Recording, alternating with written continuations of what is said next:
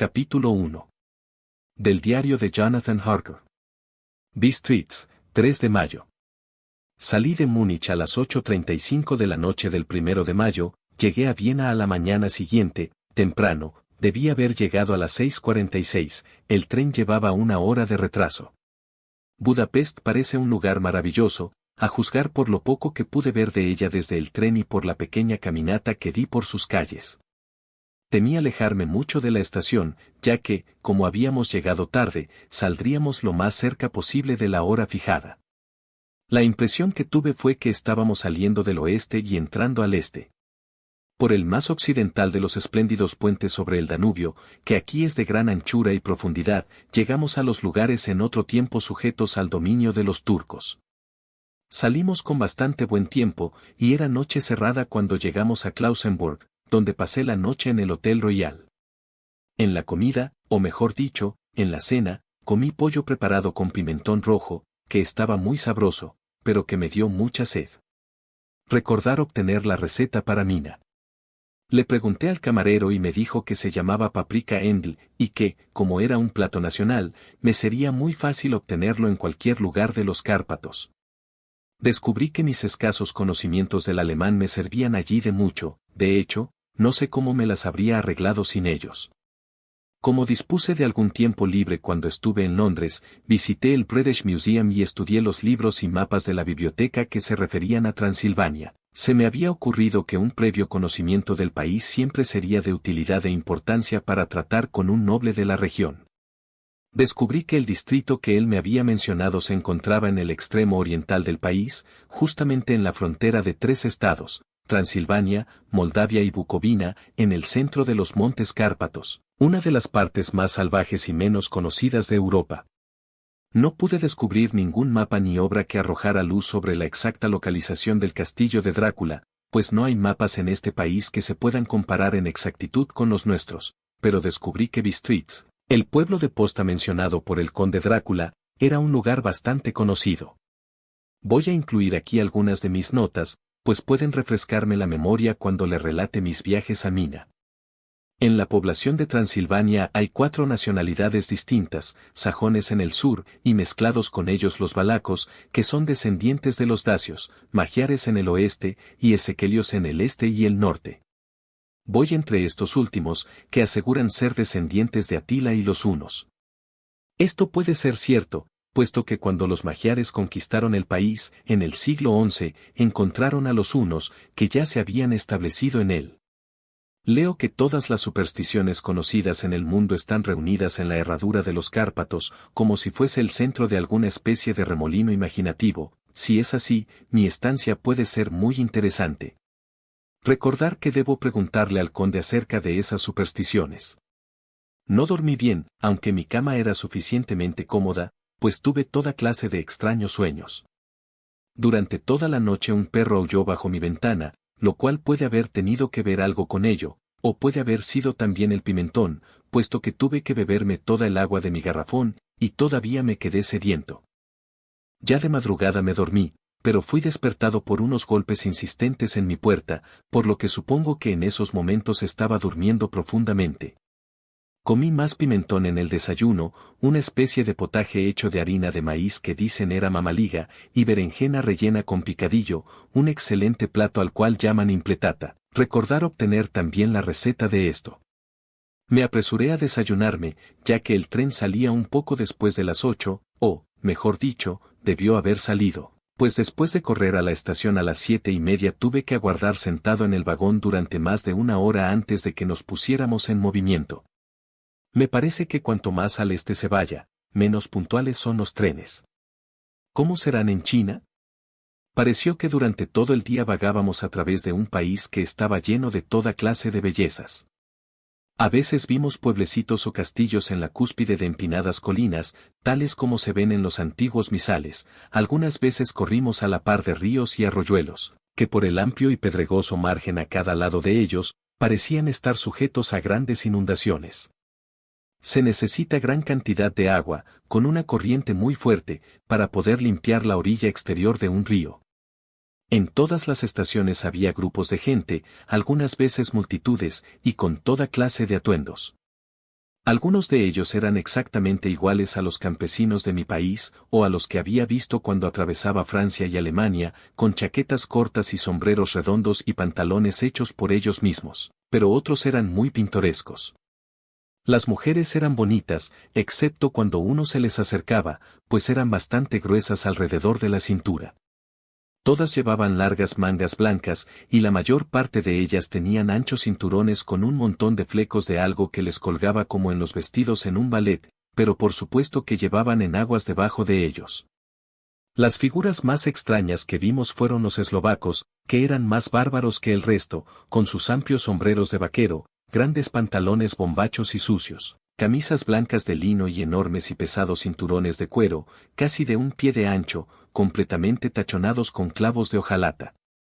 Usaban botas altas, con los pantalones metidos dentro de ellas, y tenían el pelo largo y negro, y bigotes negros y pesados.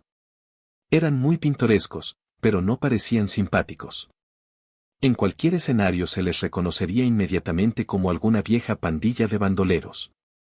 Sin embargo, me dicen que son bastante inofensivos y, lo que es más, bastante tímidos. Ya estaba anocheciendo cuando llegamos a Bistritz, que es una antigua localidad muy interesante.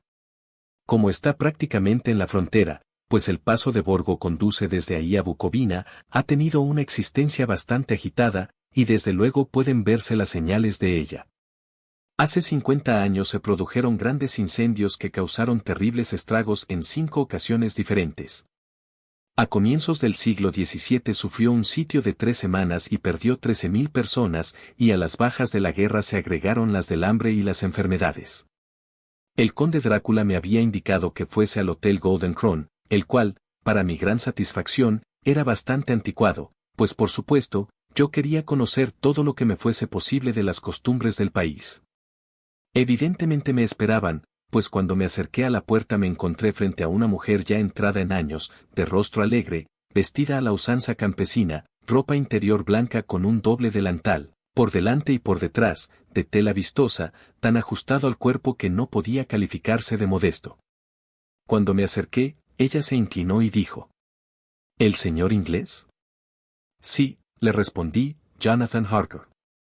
Ella sonrió y le dio algunas instrucciones a un hombre anciano en camisa de blancas mangas, que la había seguido hasta la puerta. El hombre se fue, pero regresó inmediatamente con una carta. Mi querido amigo, bienvenido a los Cárpatos. Lo estoy esperando ansiosamente. Duerma bien, esta noche. Mañana a las 3 saldrá la diligencia para Bucovina, ya tiene un lugar reservado. En el desfiladero de Borgo mi carruaje lo estará esperando y lo traerá a mi casa. Espero que su viaje desde Londres haya transcurrido sin tropiezos, y que disfrute de su estancia en mi bello país. Su amigo. Drácula. 4 de mayo. Averigüé que mi posadero había recibido una carta del conde, ordenándole que asegurara el mejor lugar del coche para mí, pero al inquirir acerca de los detalles, se mostró un tanto reticente y pretendió no poder entender mi alemán. Esto no podía ser cierto, porque hasta esos momentos lo había entendido perfectamente, por lo menos respondía a mis preguntas exactamente como si las entendiera. Él y su mujer, la anciana que me había recibido, se miraron con temor. Él murmuró que el dinero le había sido enviado en una carta, y que era todo lo que sabía. Cuando le pregunté si conocía al conde Drácula y si podía decirme algo de su castillo, tanto él como su mujer se persignaron, y diciendo que no sabían nada de nada, se negaron simplemente a decir nada más. Era ya tan cerca a la hora de la partida que no tuve tiempo de preguntarle a nadie más, pero todo me parecía muy misterioso y de ninguna manera tranquilizante. Unos instantes antes de que saliera, la anciana subió hasta mi cuarto y dijo, con voz nerviosa: ¿Tiene que ir? Oh. Joven señor, ¿tiene que ir? Estaba en tal estado de excitación que pareció haber perdido la noción del poco alemán que sabía, y lo mezcló todo con otro idioma del cual yo no entendí ni una palabra. Apenas comprendí algo haciéndole numerosas preguntas. Cuando le dije que me tenía que ir inmediatamente, y que estaba comprometido en negocios importantes, preguntó otra vez: ¿Sabe usted qué día es hoy? Le respondí que era el 4 de mayo. Ella movió la cabeza y habló otra vez. Oh, sí. Eso ya lo sé. Eso ya lo sé, pero, ¿sabe usted qué día es hoy? Al responderle yo que no le entendía, ella continuó. Es la víspera del día de San Jorge. ¿No sabe usted que hoy por la noche, cuando el reloj marque la medianoche, todas las cosas demoníacas del mundo tendrán pleno poder? ¿Sabe usted a dónde va y a lo que va? Estaba en tal grado de desesperación que yo traté de calmarla, pero sin efecto. Finalmente, cayó de rodillas y me imploró que no fuera, que por lo menos esperara 1 o 2 días antes de partir. Todo aquello era bastante ridículo, pero yo no me sentí tranquilo. Sin embargo, tenía un negocio que arreglar y no podía permitir que nada se interpusiera. Por lo tanto traté de levantarla, y le dije, tan seriamente como pude, que le agradecía, pero que mi deber era imperativo y yo tenía que partir. Entonces ella se levantó y secó sus ojos, y tomando un crucifijo de su cuello me lo ofreció. Yo no sabía qué hacer, pues como fiel de la iglesia anglicana, me he acostumbrado a ver semejantes cosas como símbolos de idolatría, y sin embargo, me pareció descortés rechazárselo a una anciana con tan buenos propósitos y en tal estado mental. Supongo que ella pudo leer la duda en mi rostro, pues me puso el rosario alrededor del cuello, y dijo, por amor a su madre, y luego salió del cuarto. Estoy escribiendo esta parte de mi diario mientras espero el coche, que por supuesto, está retrasado, y el crucifijo todavía cuelga alrededor de mi cuello. No sé si es el miedo de la anciana o las múltiples tradiciones fantasmales de este lugar, o el mismo crucifijo, pero lo cierto es que no me siento tan tranquilo como de costumbre. Si este libro llega alguna vez a manos de Mina antes que yo, que le lleve mi adiós, aquí viene mi coche.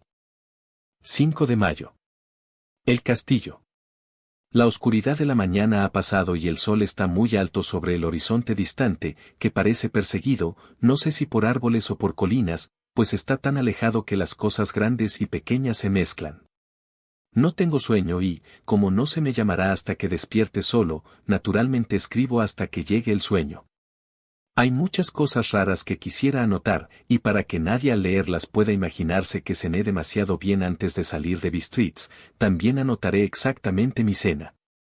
Cené lo que ellos llaman bistec robado, con rodajas de tocino, cebolla y carne de res, todo sazonado con pimiento rojo ensartado en palos y asado.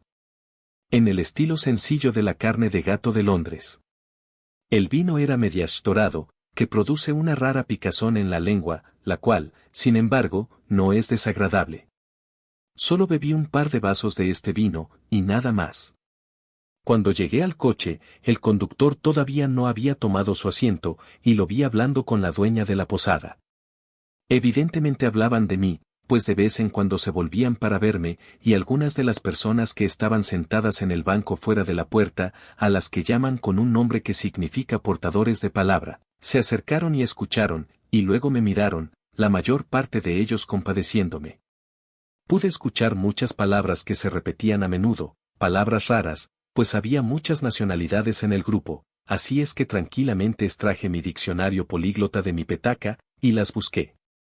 Debo admitir que no me produjeron ninguna alegría, pues entre ellas estaban Ordok, Satanás, Pokol, Infierno, Estregoica, Bruja, Brolok y Blkoslak, las que significan la misma cosa, una en eslovaco y la otra en serbio, designando algo que es un hombre lobo o un vampiro. Recordar, debo preguntarle al conde acerca de estas supersticiones. Cuando partimos, la multitud alrededor de la puerta de la posada, que para entonces ya había crecido a un número considerable, todos hicieron el signo de la cruz y dirigieron 2 dedos hacia mí.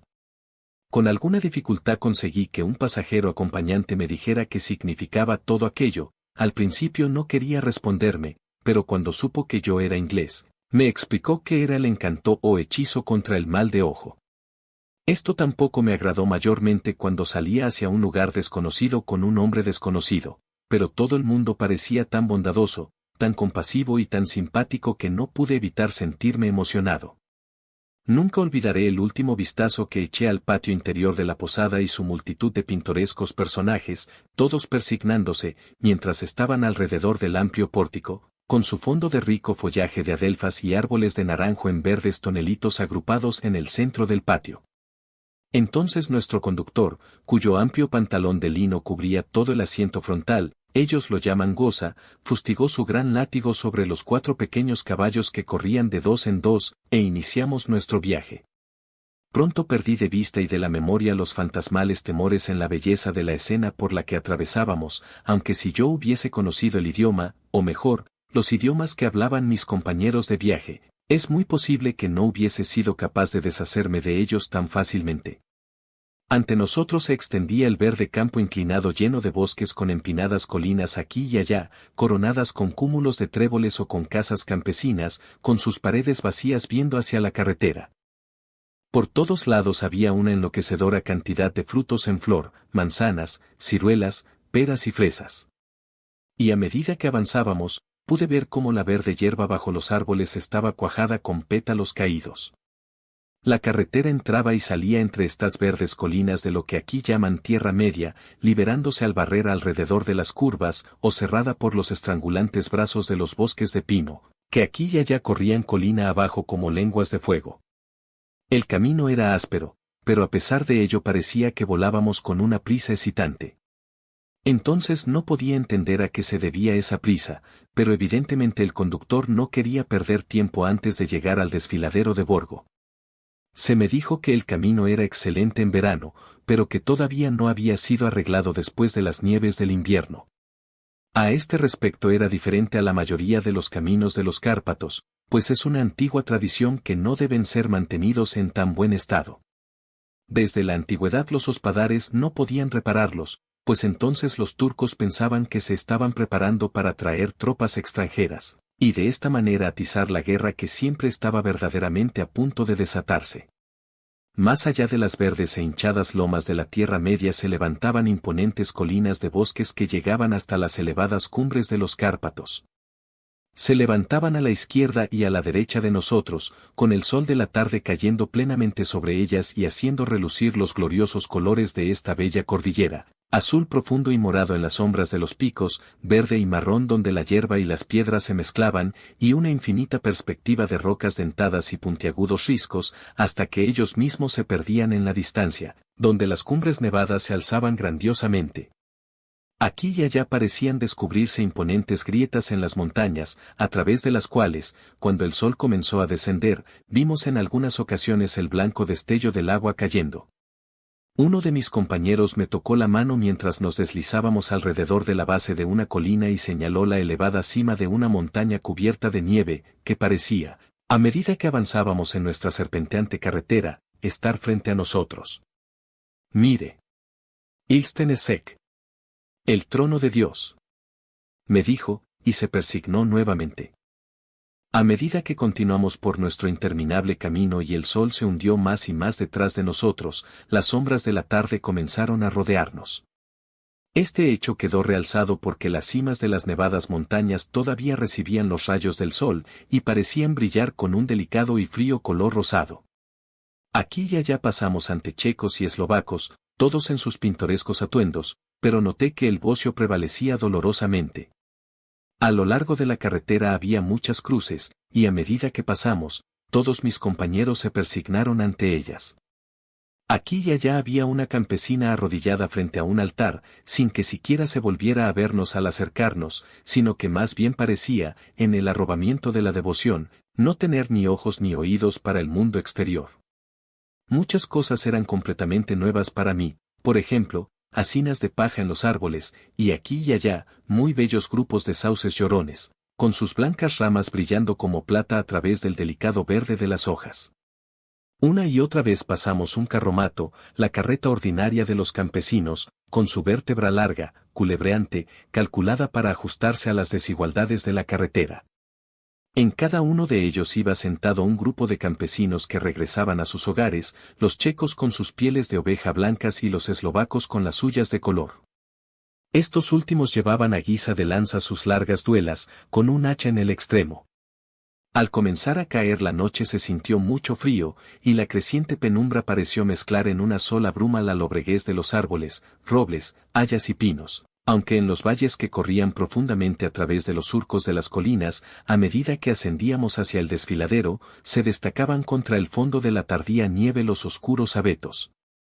Algunas veces, mientras la carretera era cortada por los bosques de pino que parecían acercarse a nosotros en la oscuridad, grandes masas grisáceas que estaban desparramadas aquí y allá entre los árboles producían un efecto lóbrego y solemne que hacía renacer los pensamientos y las siniestras fantasías engendradas por la tarde, mientras que el sol poniente parecía arrojar un extraño consuelo a las fantasmales nubes que, entre los Cárpatos, parece que vagabundean incesantemente por los valles.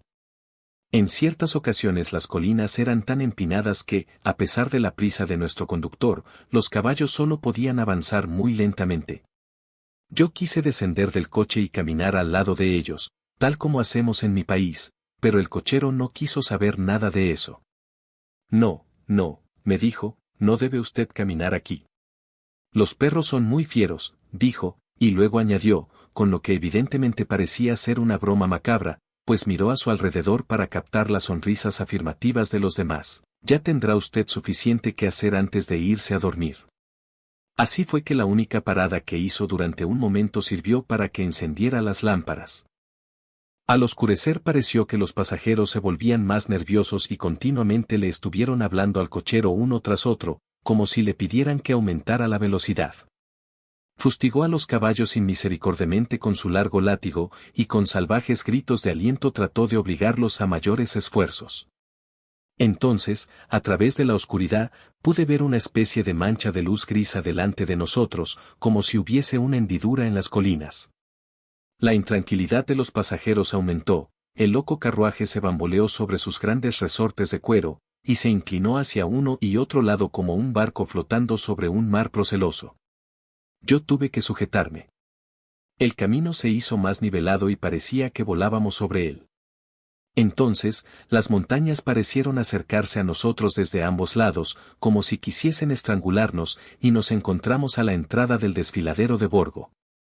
Uno por uno todos los pasajeros me ofrecieron regalos, insistiendo de una manera tan sincera que no había modo de negarse a recibirlos.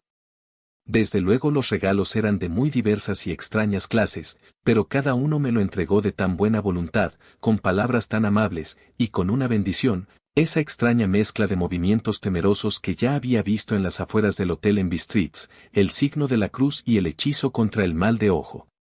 Entonces, al tiempo que volábamos, el cochero se inclinó hacia adelante y, a cada lado, los pasajeros, apoyándose sobre las ventanillas del coche, escudriñaron ansiosamente la oscuridad. Era evidente que se esperaba que sucediera algo raro, pero aunque le pregunté a cada uno de los pasajeros, ninguno me dio la menor explicación. Este estado de ánimo duró algún tiempo, y al final vimos como el desfiladero se abría hacia el lado oriental. Sobre nosotros pendían oscuras y tenebrosas nubes, y el aire se encontraba pesado, cargado con la opresiva sensación del trueno. Parecía como si la cordillera separara dos atmósferas, y que ahora hubiésemos entrado en la tormentosa. Yo mismo me puse a buscar el vehículo que debía llevarme hasta la residencia del conde. A cada instante esperaba ver el destello de lámparas a través de la negrura, pero todo se quedó en la mayor oscuridad. La única luz provenía de los parpadeantes rayos de luz de nuestras propias lámparas, en las cuales los vaos de nuestros agotados caballos se elevaban como nubes blancas.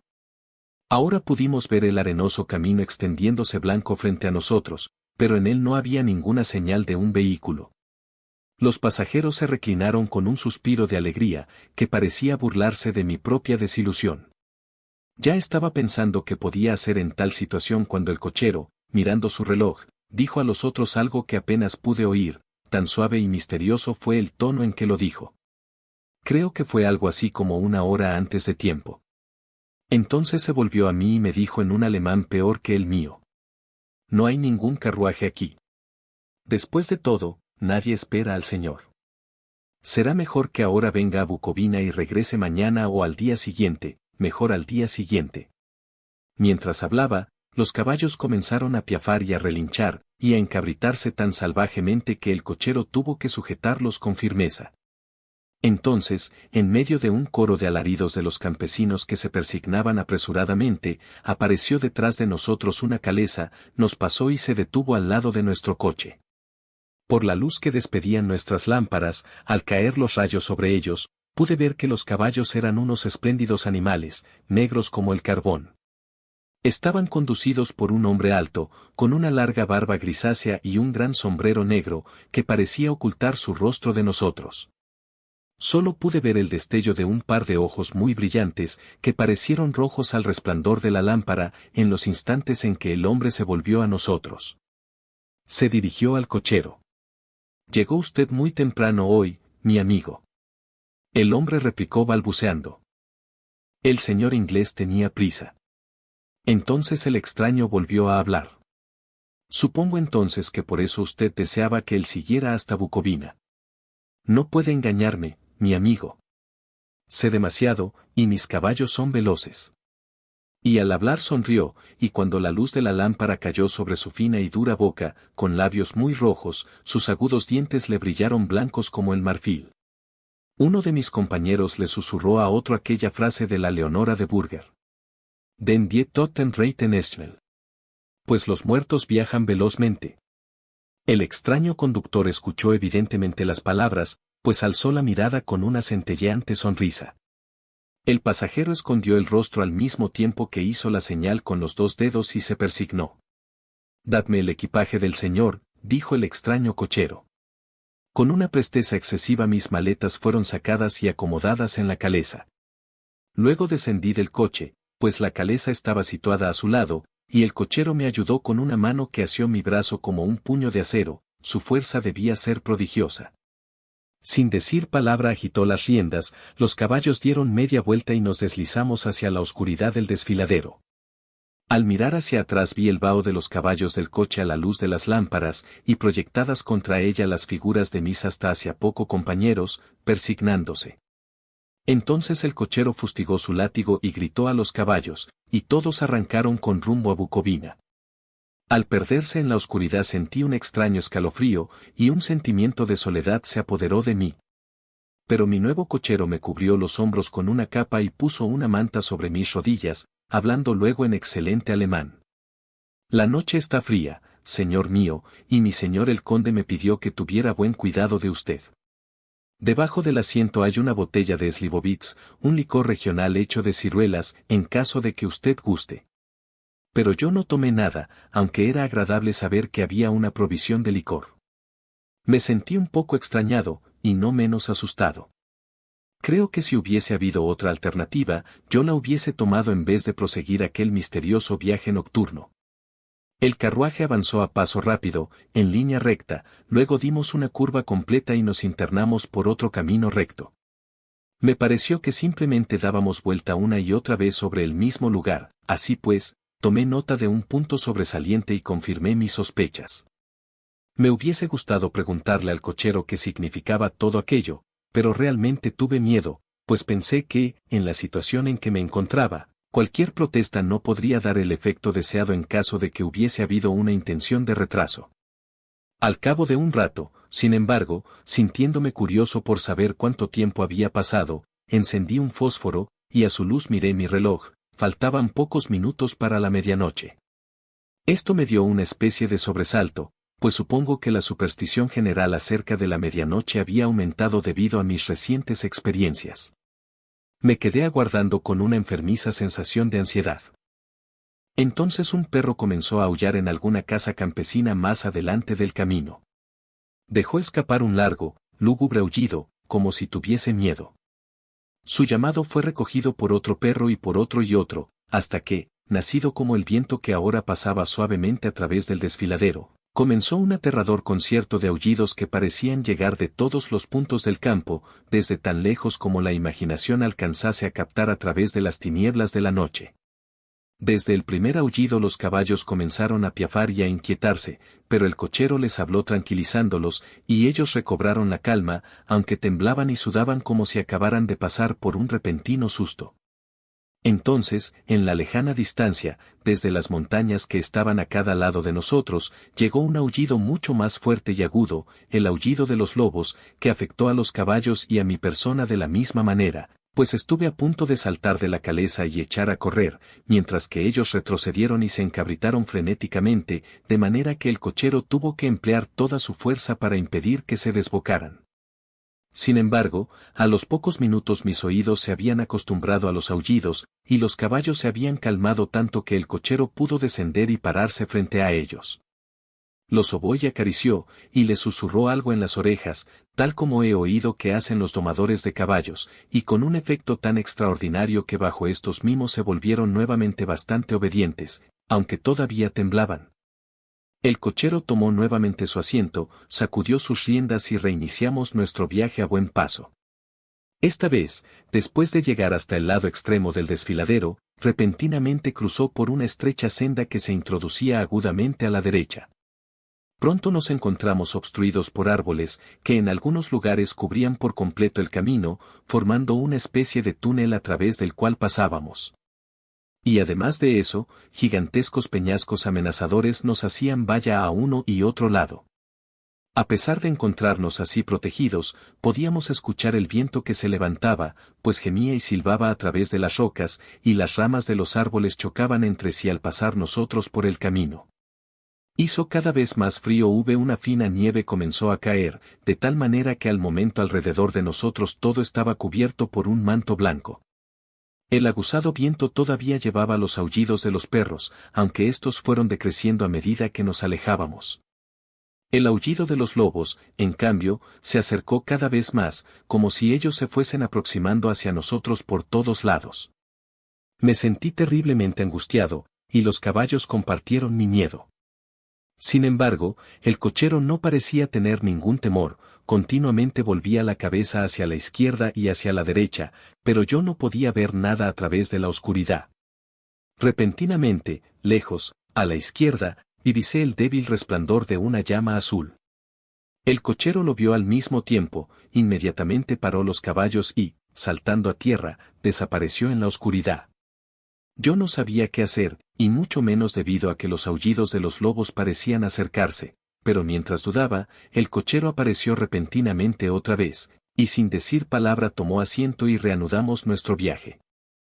Creo que debo haberme quedado dormido o soñé repetidas veces con el incidente, pues este se repitió una y otra vez, y ahora, al recordarlo, me parece que fue una especie de pesadilla horripilante. Una vez la llama apareció tan cerca del camino que hasta en la oscuridad que nos rodeaba pude observar los movimientos del cochero. Se dirigió rápidamente a donde estaba la llama azul, debe haber sido muy tenue, porque no parecía iluminar el lugar alrededor de ella, y tomando algunas piedras las colocó en una forma significativa. En una ocasión fui víctima de un extraño efecto óptico, estando él parado entre la llama y yo, no pareció obstruirla, porque continué viendo su fantasmal luminosidad. Esto me asombró, pero como solo fue un efecto momentáneo, supuse que mis ojos me habían engañado debido al esfuerzo que hacía en la oscuridad. Luego, por un tiempo, ya no aparecieron las llamas azules, y nos lanzamos velozmente a través de la oscuridad con los aullidos de los lobos rodeándonos, como si nos siguieran en círculos envolventes. Finalmente el cochero se alejó más de lo que lo había hecho hasta entonces, y durante su ausencia los caballos comenzaron a temblar más que nunca y a piafar y relinchar de miedo. No pude ver ninguna causa que motivara su nerviosismo, pues los aullidos de los lobos habían cesado por completo, pero entonces la luna, navegando a través de las negras nubes, apareció detrás de la dentada cresta de una roca saliente revestida de pinos, y a su luz vi alrededor de nosotros un círculo de lobos, con dientes blancos y lenguas rojas y colgantes, con largos miembros sinuosos y pelo hirsuto. Eran 100 veces más terribles en aquel lúgubre silencio que los rodeaba que cuando estaban aullando. Por mi parte, caí en una especie de parálisis de miedo. Solo cuando el hombre se encuentra cara a cara con semejantes horrores puede comprender su verdadero significado. De pronto, todos los lobos comenzaron a aullar como si la luz de la luna produjera un efecto peculiar en ellos. Los caballos se encabritaron y retrocedieron, y miraron impotentes alrededor con unos ojos que giraban de manera dolorosa, pero el círculo viviente de terror los acompañaba a cada lado, forzosamente tuvieron que permanecer dentro de él. Yo le grité al cochero que regresara, pues me pareció que nuestra última alternativa era tratar de abrirnos paso a través del círculo, y para ayudarle a su regreso grité y golpeé a un lado de la caleza, esperando que el ruido espantara a los lobos de aquel lado y así él tuviese oportunidad de subir al coche. Como finalmente llegó es cosa que no sé, pero escuché su voz alzarse en un tono de mando imperioso, y mirando hacia el lugar de donde provenía, lo vi parado en medio del camino. Agitó los largos brazos como si tratase de apartar un obstáculo impalpable, y los lobos se retiraron. Justamente en esos momentos una pesada nube pasó a través de la cara de la luna, de modo que volvimos a sumirnos en la oscuridad.